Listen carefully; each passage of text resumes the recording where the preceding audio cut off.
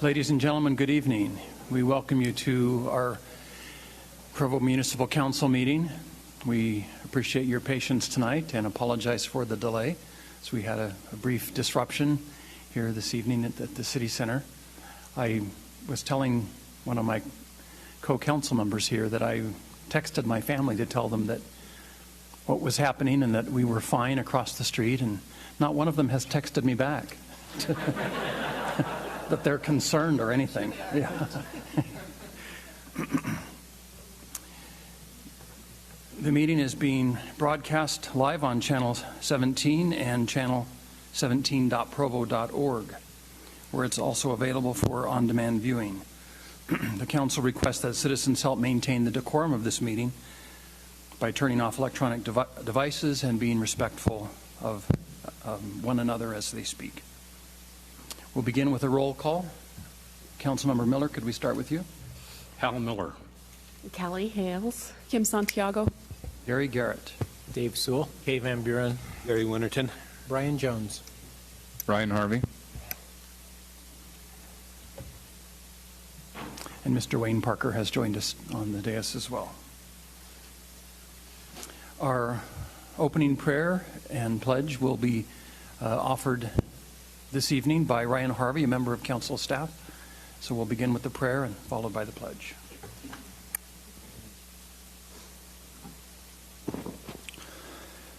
Our dear Heavenly Father, we come before Thee this evening with gratitude in our hearts that we are all safe and that no one in the building or the surrounding areas were affected by the threat that happened a few moments ago.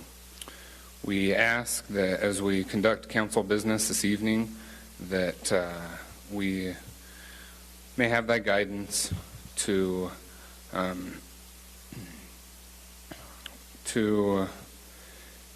be able to know the best action to take in moving the city forward in doing our public service.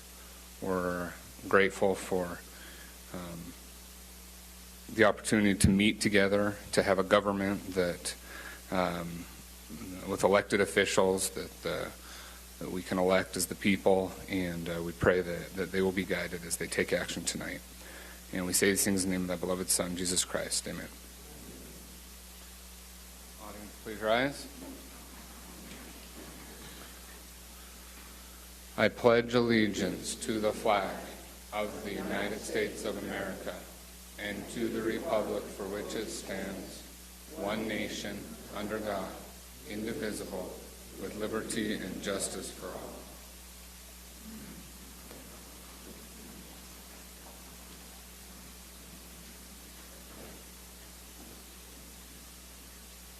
Thank you, Ryan. We really also should give a shout out to our police department here under the direction of Chief King for their professionalism and help this evening, as they have been very responsive and helpful in this process. At this time, I'll call for a motion to approve the minutes of our previous council meeting held April 7th, 2015. If everyone's had a chance to review the minutes and make a motion. I so move, Mr. Chair. Thank you, Mr. Miller. And a second by Mr. Van Buren. Thank you. Those in favor? Thank you. That vote was unanimous. We now have a couple of special presentations that we'd like to take care of. The first will be led by our Human Resources Division Director, Gary Bushman, presented by him, related to the 2014 Healthy Worksite Initiative. Mr. Bushman, welcome. Thank you, Chairman. I'd like to extend an appreciation and thanks to the Council and to the Administration for the opportunity that we have to have a wellness program for our employees. This has been a very beneficial program. The objectives of this program are to help employees have better health, therefore have better quality of life, be more productive in the workforce, and create cost savings for the cities with the cost of insurance as well. And this partnership requires participation from the council and the administration in helping fund these programs, helping to make them possible for incentivizing employees and helping them change their lifestyle. This year, the city has been recognized with a Worksite Health Promotion Award. It's the platinum level. We've been part of this program for almost 20 years now and have received similar type recognitions. And so our employees have a long-standing participation in this program. I've asked John Borga to pass out a couple of an example of what that program is. Many of you are familiar with this. In fact, some of you were probably at our wellness fair today, where we were drawing blood, doing blood pressure and other tests, and if you were there, you were able to pick up a little incentive from it. But some of the wellness programs that are run, we have a holiday way out each year, where if you can maintain your weight through the holidays, we give you an incentive. That's tough for many people, and the year we did not do it, we didn't fund it, we heard about it and how much weight people put on. For whatever reason, that little movie ticket is a great incentive. We did a chill-out challenge to help lower stress. We're in the middle right now of offering financial seminars, and our first group of seminars have filled up. We're filling up our next 2 sets of seminars right now. We are in the middle of our wellness screenings that are going on today and tomorrow at the rec center. We have a 5K coming up on May 16th that everyone is invited, family members, to participate. We have a Lazy Man triathlon, which is great for many of us. It takes us a month to do a triathlon.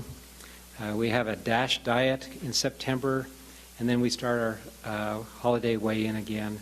But also during the year, we have other programs such as encouraging employees to get preventative examinations, dental, medical, participate in a health risk assessment.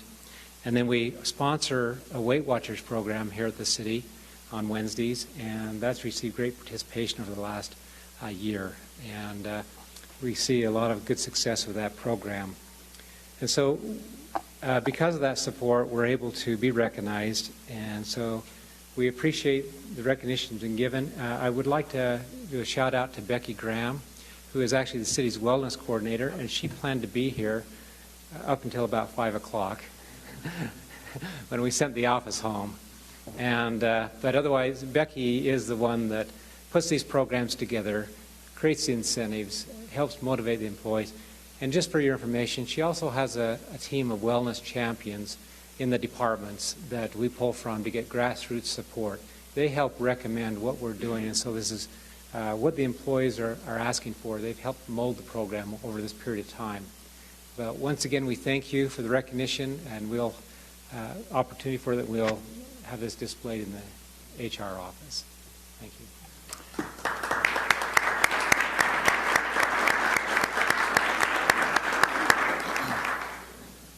Thank you, Mr. Bushman. For our next 2 presentations, we'll turn to John Borga, Director of Administrative Services.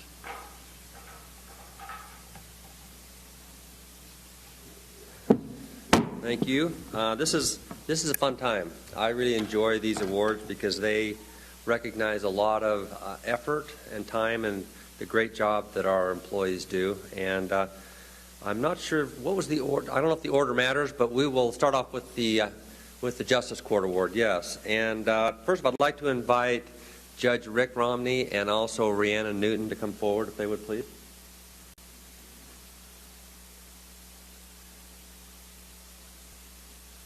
These 2 individuals do a great job with our Justice Court, and I want to just read this briefly. It says, the Provo City Justice Court, the 2015 Justice Court of the Year Award is presented to the Provo City Justice Court for the continued excellent service to the public, and it was presented to them on 2nd of April 2015 by the Association and Board of Justice Court Judges.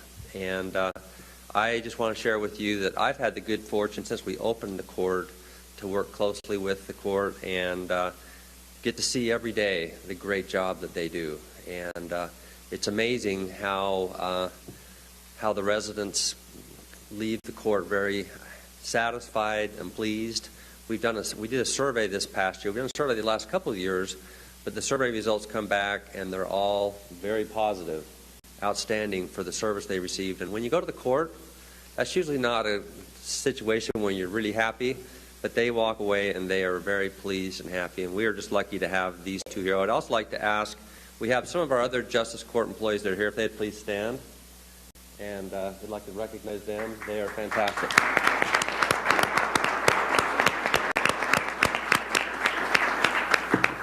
And so I'd like to formally give this award to Rhiannon and Judge Rick Romney and thank them for the excellent service that they provide.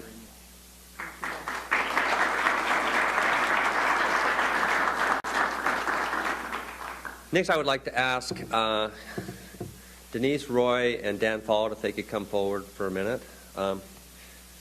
One of the things that we take real pride with our finance division area of the city is providing excellence in reporting and meeting the standards that are required to us from both generally accepted accounting principles and also the Governmental Financial Accounting Board and the things that we belong to a group that's called GFOA. And I just want to read this to you briefly. This was a press release by GFOA. And it says, the Certificate of Achievement for Excellence in Financial Reporting has been awarded to Provo City Corporation by the Government of Finance Officers Association of the United States and Canada for its comprehensive annual financial report.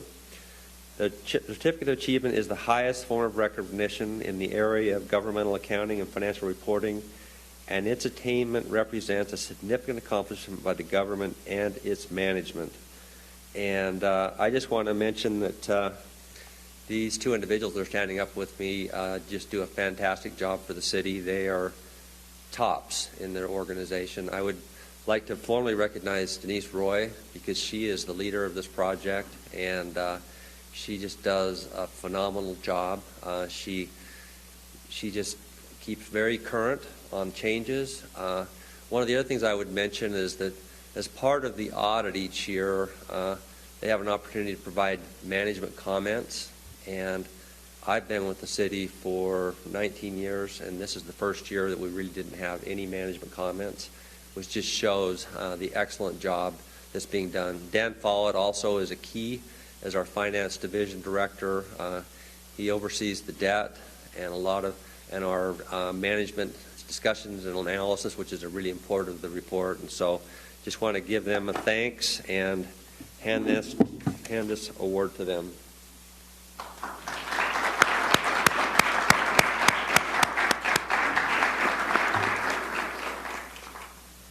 Congratulations to all of you.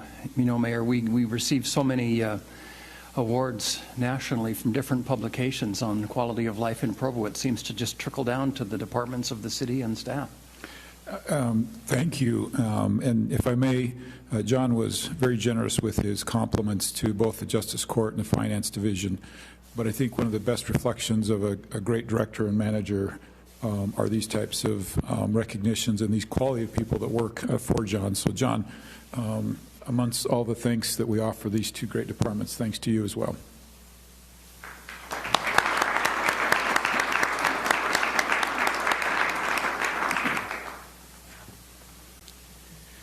We'll turn now to the public comment portion of our meeting. This is an opportunity for any person in attendance to comment on matters that do not appear on tonight's agenda. Should you wish to make a comment at the podium, please state your name and city of residence. Should you not wish to speak, but instead to have your statement read by the recorder, please provide her with a copy of that statement. Those who wish to speak should do so courteously and briefly. Be aware also that the council has other means of there are other means of addressing the council, including email, telephone, social media, all of which are listed at the Provo City website, provo.org. Also be aware that we may not be in a position to take any formal action tonight on any items that you wish to address, but we invite your comment at this time.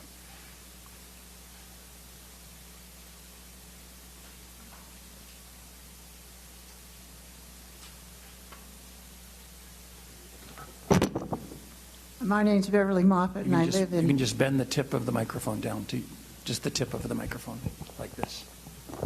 There you Yes. go. Thank you. And I live in Provo. I just want to say that in other places I've lived and everything, going to school board meetings and everything, this public comment thing's always been way at the end, that people just had to wait, and sometimes they never got to them. I'd just like to thank you for having public comments right at the beginning. That's all.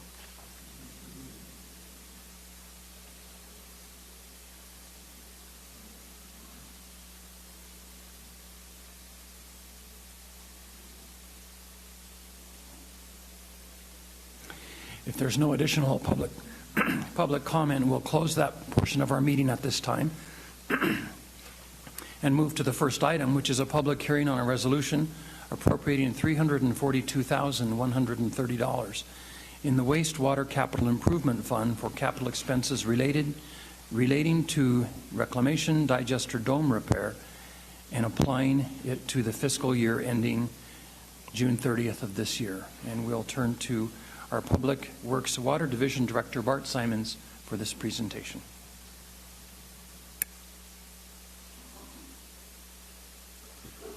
I have to say it's been quite a day for me on this. It's going to take just a second. I'm always going to be a little on the more respectful side when I go into a study session where Mayor Curtis, Wayne Parker, and the council members are. I received a text, if you remember from the study session, I received a text while I was speaking with you, went and sat down, and specific to Mr. Garrett's question that he asked, I received a text confirming that the negotiations, instead of a year warranty on it, they've accepted a 5-year on both the coating and the labor. So, and I sat and thought about that, and I thought, what are the odds? But anyway, so, and then along that with a couple of other comments. Council members asked a lot of very pertinent questions. Mr. Miller asked one I should have addressed regarding, we will be pressure grouting the hairline cracks in there, and the dome structurally is fine. It's just, it was a surprise to see the deterioration on it, and so that's why we're looking at the coating on it. Our staff has been very meticulous, much more than where I've been, in making sure that the coating is going to be sufficient to last, not lose its adhering capability, and to be able to protect that dome so that we don't have any more problems in both the primary digester and secondary. And so we should be, hopefully get many years yet. And again, it's a very toxic environment. It wasn't something that we frankly had planned on, and you don't see it till you open these up. It's very disruptive to the operation to have to take it down and be able to clean it out, something that needs to be done to make that inspection. So that's why it came to us this way, and we needed to transfer the money from other projects that we will still be doing just down the line, and it bought us some time that we've been able to do some other things as far as the Bulldog repair that we did this past summer, and things that buy us a little bit more time to be able to go to the pipe bursting project that we transferred from. So at this point, that's why we're asking for and recommending that money be transferred so we can go ahead and get this taken care of before we put it back online. Did you have any questions? Thank you, Mr. Simons. Thank you. Are there questions for Mr. Simons? Or comments?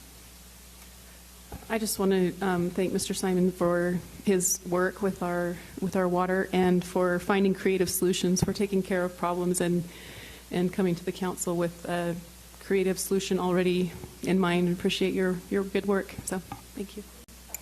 Thank you. This item has been noticed as one for a public hearing, so if there are any here who have come to speak to this item or otherwise, we invite you to step forward and make a public comment at this time.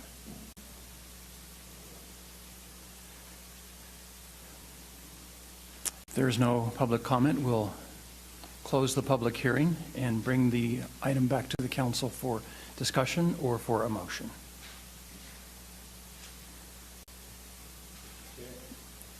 I move that we appropriate $342,130 in the Wastewater Capital Improvement Fund for capital expenses relating to the reclamation Dexter Dome repair and applying to the fiscal year ending June 30th, 2015. Thank you, Mr. Winterton. Is there a second? I second. Ms. Hales, thank you. Those in favor? Thank you. That vote is unanimous. And thanks again, Bart. Appreciate your work on the extended warranty.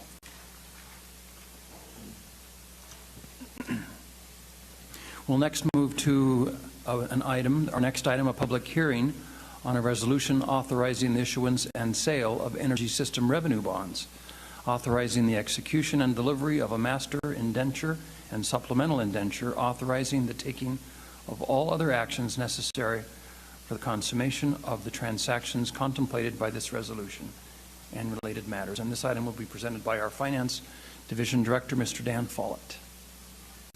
Thank you, Council Chair and Honorable Council.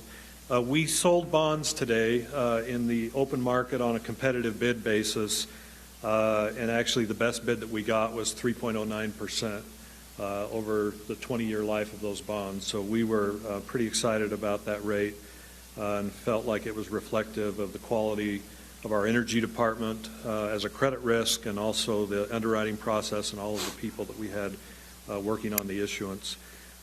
With the council's approval, I've asked Brian Baker to come up and talk through some of the details of that issuance. And again, these bonds were sold subject to council approval this evening and also subject to a public hearing. So if it's okay, we'll invite Brian up.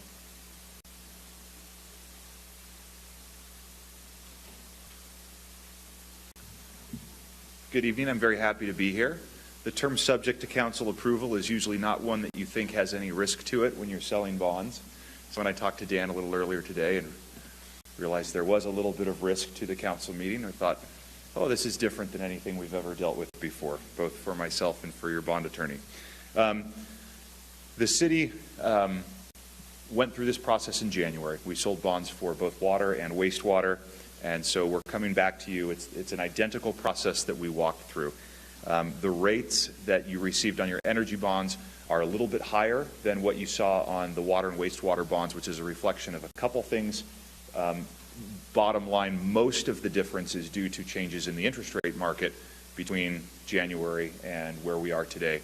So approximately 25 basis points of the 40 basis point difference between those. And then the other difference can be accounted for by a couple of things. Both the rating agencies and the bond market see an energy system as much more of a business enterprise than even a water or a sewer system. And so they reflect that both in the rates that they bid and in the credit ratings. And as a result, we knew that it would be a little bit higher than water and wastewater. I was actually pleasantly surprised. I know that the power department had been using 3.5% in all their forecasts and projections to make the numbers work, and that's sort of what they were benchmarking against, and feel like the strength, the city's great underlying credit, and honestly, you have a great team in the power department that does a wonderful job. We had both credit rating agencies, Fitch and Standard & Poor's, come and meet with us here locally at the energy department, and we had the mayor come by and meet with them, and you have a very well-equipped staff to deal with and answer all their questions, and they were very pleased with everything that the city is currently doing and everything the energy department is currently doing. Part of the rating reflects, 5 years ago, things were a little bit more rocky in the financial markets and in the energy markets, and as a result, you're recovering from that. And so some of the feedback that they gave was, you're doing everything great. We think there's upside to your rating. We just want to see a couple more years of doing the same good things with the same institutional policies. The city has a great packet of financial and management policies that they're able to hand out and present to the rating agencies so that they can see how seriously you take matters of financial stewardship. And that's a very positive thing, and not surprisingly, not a lot of the entities that we work with have such a robust set. Everyone in Utah is reasonably conservative. Everyone tries to do what's right with their finances, but having those formal adopted documents that you review and that matter to the council and mayor and staff and guide the way you handle things is very important. We had 8 bidders sign up to potentially submit bids. We received 5 bids. And again, when you think of big financial firms, those are traditionally not the firms that are bidding on $20 million issues in a city like Provo. So we received bids from R.W. Baird, who was the winning underwriter. Janney Montgomery was just very slightly behind them, and they actually bought both your water and your wastewater bonds, so very familiar with and comfortable with the city's credit. Bank of America was the one large player we had, and then William Blair and Hutchison Shockey were the round out the 5 underwriters. But I just wanted to say the way that the city equips itself in terms of presenting to the rating agencies and putting a document forward to the investment community that they can read and have confidence in is admirable, and we were pleased and excited with the results that you had this morning, and I'm happy to answer any questions. Questions from anyone? You mentioned the volatility of the energy field. I guess that has to do with how we're getting our energies and the changes that we're evolving in as a country and as a community, and that's what has affected it. The rating agencies take perspectives on certain sectors of the market, just like if you were thinking of stocks, you might be overweight consumer goods and underweight healthcare stocks, something like that. In this case, right now the rating agencies are negative on higher education, and energy is a sector that's in their crosshairs because of the different risks you have to deal with that you don't have on the water side. You have resource risk. You have to know where your next energy sources are coming from and what the federal regulations and things are that are going to be in place at the time you enter into those agreements. You have ongoing environmental risk, and you have ongoing federal oversight risk where you could be in a resource and things could change without your control, and in spite of everything that you're doing, that could make the power cost to your consumers more unstable. And so there are just some issues there where you seem to have, even though there's also enterprise risk with water and sewer and those sorts of things, the energy market is kind of its own unique monster in terms of the way that the rating agencies look at it because of those factors. Mr. Chair, I suggest that the minutes show that Mr. Baker is Municipal Bond Counsel from Zions Bank. Thank you. That's important to note. For designation, we are the city's municipal advisor, and actually Eric Hunter from Chapman and Cutler is here, and he serves as bond counsel on the transaction. Thank you for that clarification. Thank you. Thank you, Mr. Baker, and thank you, Dan, also for your work on this. This item is also noticed for a public hearing, and so we would invite anyone who would like to speak to this item to come to the podium at this time. If not, we'll close the public hearing and bring the issue back to the council for discussion or a motion. Mr. Sewell. Just a question. What was the total amount of the bonds that were issued? The total amount where we ended up pricing the bonds was $19.55 million. And so what that includes is, just like on the water and wastewater bonds, where investors were willing to give you a higher than face value amount to get a slightly higher interest rate stamped on the bonds, you're getting $20 million for your projects, and you're getting amounts to pay the cost of issuance of the transaction, and that's included in the $19.55 million, and then they're giving you extra on top of that to bring you up to $20 million for the project, and I think $160,000 for the costs associated with the transaction. And that is for a 20-year term. Any other discussion? Mr. Miller? Mr. Chair, I move for approval of the resolution authorizing the issuance and sale of energy system revenue bonds, authorizing the execution and delivery of the master indenture and supplemental indenture, authorizing the taking of all other actions necessary for the consummation of the transactions contemplated by this resolution and related matters. Thank you for that motion, Mr. Miller. Is there a second? Ms. Santiago, thank you. Those in favor? And that motion passes unanimously. Thank you.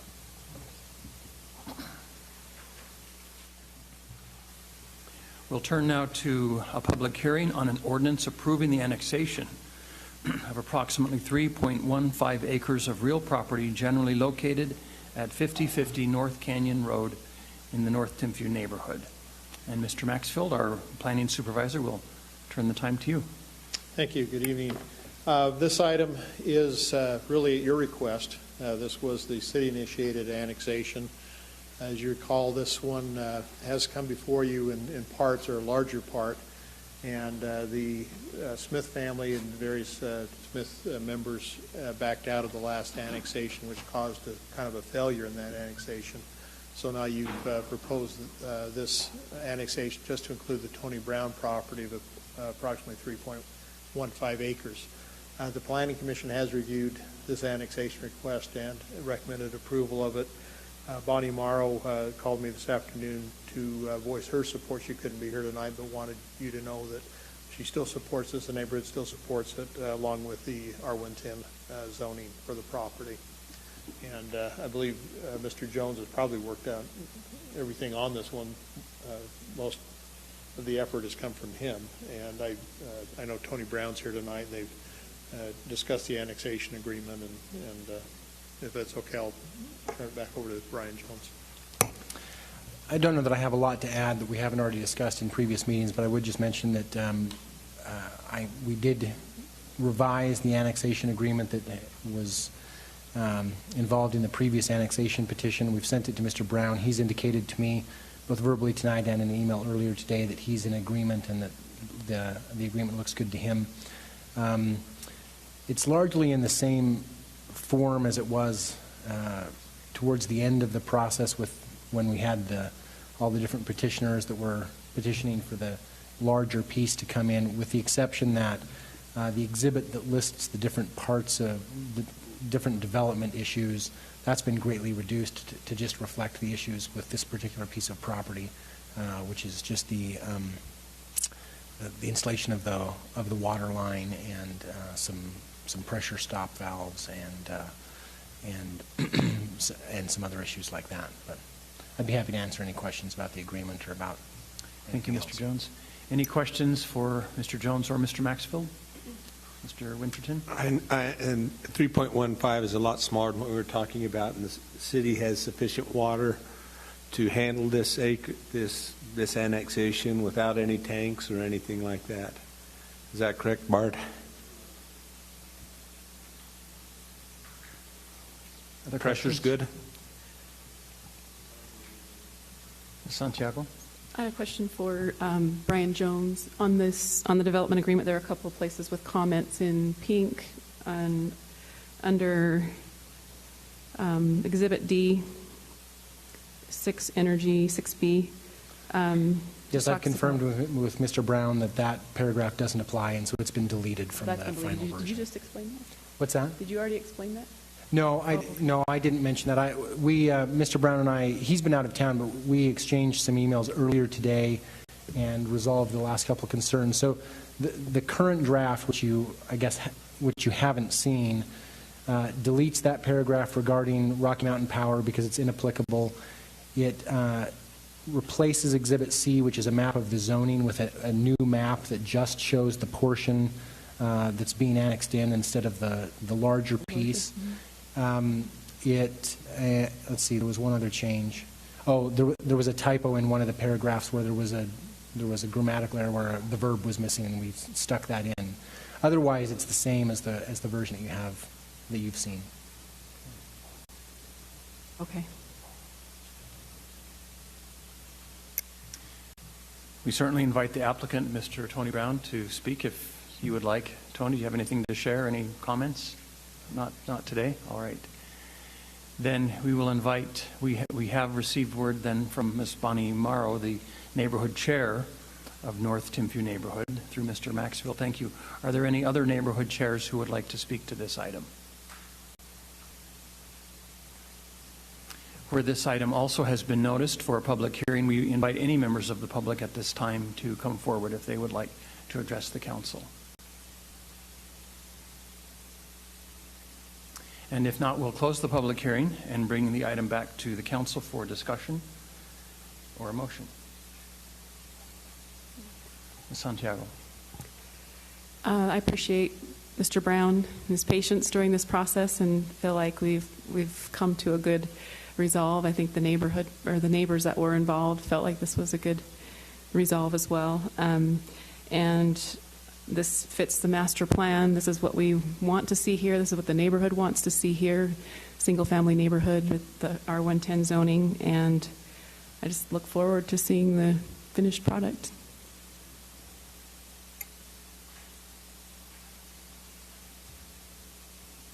Just curious, Tony, I know that we had one group that had kind of backed out. Is there further discussions with other developers at this point, do you know, on the property?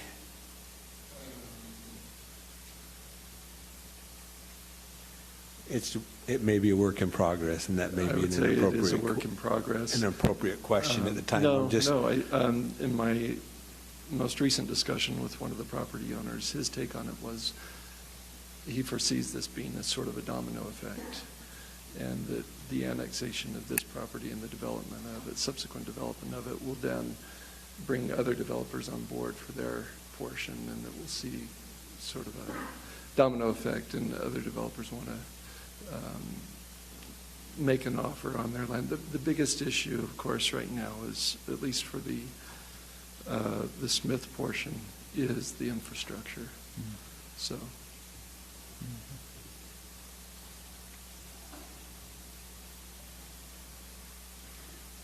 Any other comments or discussion? If not, I'll call for a motion. Ms. Santiago? I move that we approve the annexation of approximately 3.15 acres of real property generally located at 5050 North Canyon Road, North Timpview neighborhood. Thank you. Ms. Santiago for the motion. Is there a second? I second. Ms. Hales, thank you. Those in favor? The voting passes unanimously. Thank you.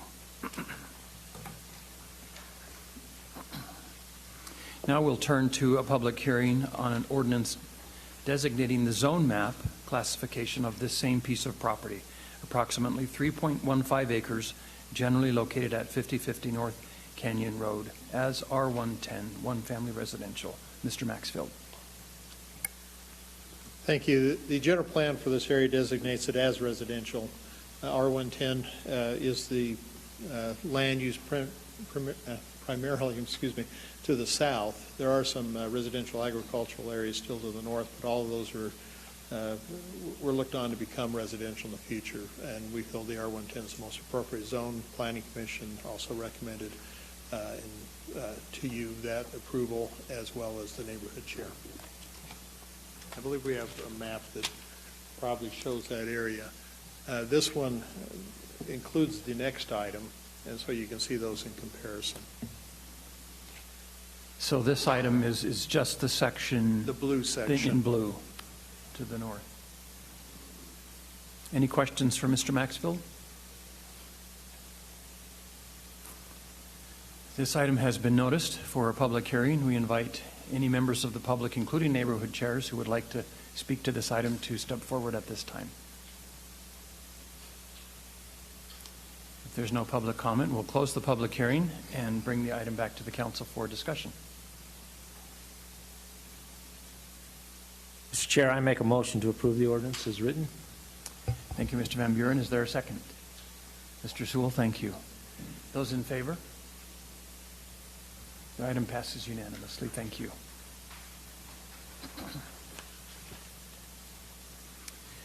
We'll move next to a public hearing on an ordinance amending the zone map classification from A15, that's agriculture residential, to R110, one family residential, on properties generally located between approximately 4,900 and 5,000 north on the east side of Canyon Road. Mr. Maxfield. Thank you. This involves three property owners. The Tony Brown property, actually where his home is located, is the northernmost portion. And then the majority of the remaining area is Kristen Murdoch. And I apologize, but the name's slipping me on the third owner, which is their... Was it Wayne? Wayne Glasgow, thank you. And it involves the remaining A15 to the south. Part of the Murdoch property is already zoned R110, so it would kind of unite that whole property so it could all be developed together eventually. Any questions? Mr. Maxwell, could you remind us of the size of this piece? Or Tony, do you know? Is it about 20 acres?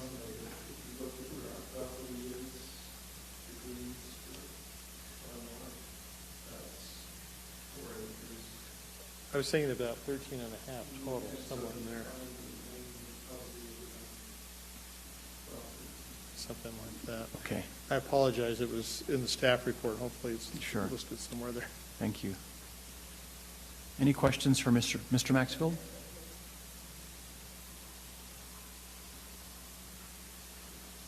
This item has been noticed for a public hearing, so we invite any members of the public, including neighborhood chairs, who would like to speak to this item to come forward at this time. If there's no public comment, we'll close the public hearing and bring the item back to the council for discussion. Chair Garrett? Yes. I have the staff report here, 11.64 acres. On this piece, 11.64. Thank you, Ryan.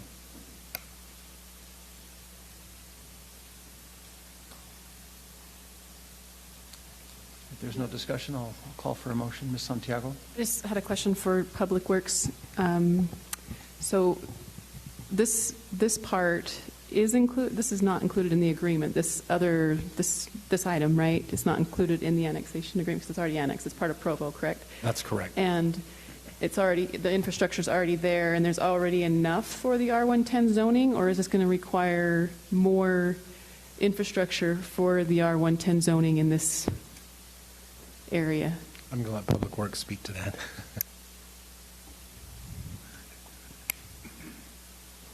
We anticipate the development for the annexation to occur very close to the same development of this piece. The 12-inch water line that's discussed in the annexation agreement will come along the eastern boundary through the power corridor. It will benefit this property, and we anticipate that will be installed about the same time. So the 12-inch line essentially is needed for that entire development. So if they wanted to develop this piece of property before that was put in, I guess what I'm asking is the city's not going to be responsible for infrastructure for this piece, even though they're not part of the agreement, the annexation agreement? I would anticipate if for some reason they came in separate from the annexation piece, we would handle that requirement through the CRC process. We'd put that on the reports and work out some kind of an agreement for the 12-inch water line. But the modeling that has been done, it would benefit that entire area plus the area that is already R110. Okay. Do you have any reservations about this piece as far as Public Works goes? I don't. The infrastructure items that were identified in the annexation agreement, they mimic exactly the requirements here. Okay. Thank you.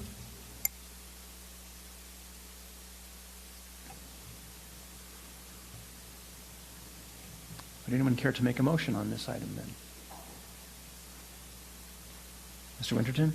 I'd like to make a motion that we approve the resolution as written.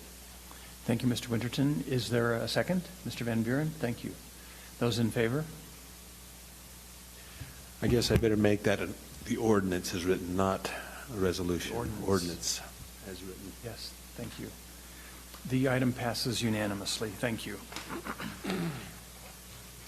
We'll turn now to the final item on our agenda, which is also a public hearing on an ordinance amending Provo City Code sections as noted on your agenda and on the screen related to setback requirements and parking, loading, and access to reduce required setbacks in the healthcare facilities zone to coincide with plans for the Utah Valley Regional Medical Center replacement project located at approximately 1034 North 500 West.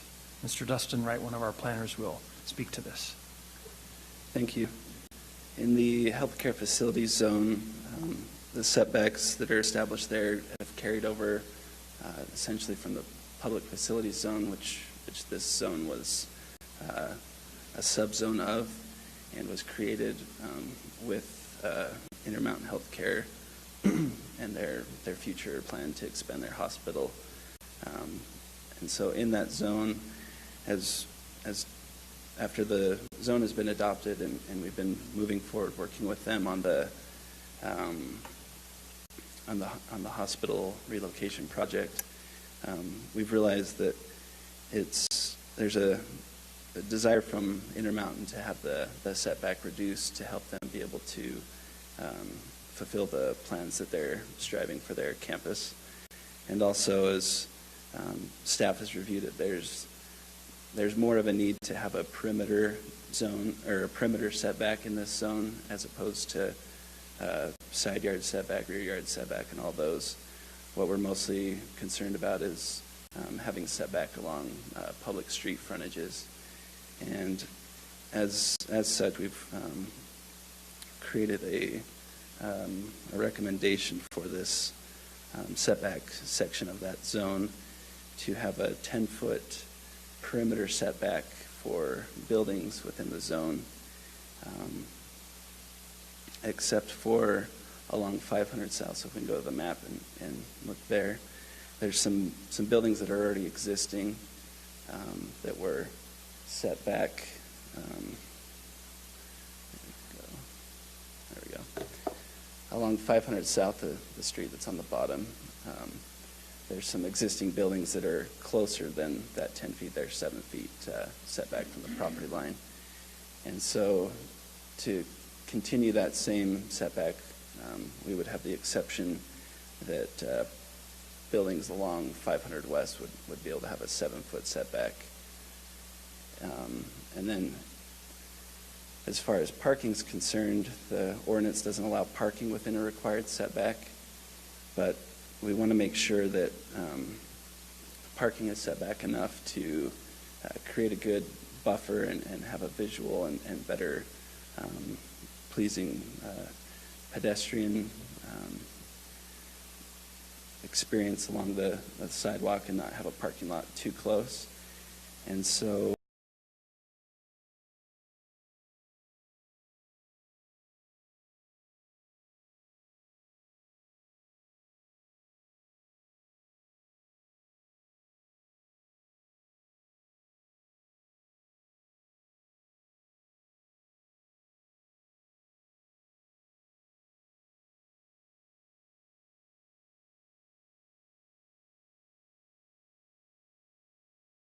and those are listed in the attachment number 2 from the staff report, line items 22 to 32, which basically are adding more trees, adding more shrubs, creating a berm, things of that nature to create a better buffer.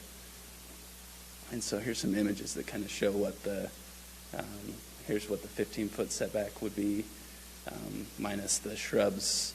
There would only be one set as opposed to the 3 shown there as our current code requires. If we reduce it to 10 feet, they would add an additional row of shrubs, so there would be an increase of shrubbery. There would be seasonal interest and be able to create a better screening during different months throughout the year, and then additional trees and everything within that area. And so that's our proposal. Planning Commission has also forwarded their positive recommendation for the approval of this ordinance amendment. Thank you, Mr. Wright. Are there any questions for Dustin?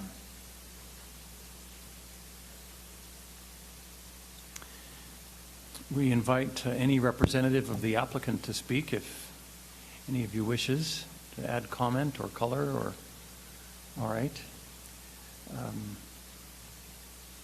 Before we open the public hearing, does the council have any questions for the applicant or related to this matter? If not, we'll open the public hearing at this time and invite any who are here who would like to speak to this item, including neighborhood chairs, to step to the podium at this time. If not, we will close the public hearing and bring the item back to the council for discussion.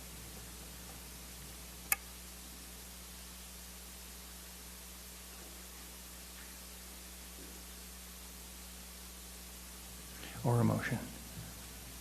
Mr. Miller. Mr. Chair, I move for approval of the ordinance amending Provo City Code Sections 14.17B.080 setback requirements and 14.17B.130 parking, loading, and access to reduce required setbacks in the healthcare facilities HCF zone to coincide with plans for the Utah Valley Regional Medical Center replacement project located at approximately 1034 North, 500 West. Thank you, Mr. Miller. Is there a second? A second. Thank you, Ms. Hales. Those in favor? That motion passes unanimously. Thank you. And thank you, Mr. Wright. We'll now call for a motion to adjourn by Mr. Sewell. Thank you. And a second? Mr. Winterton, thank you. Those in favor? Great. Thank you.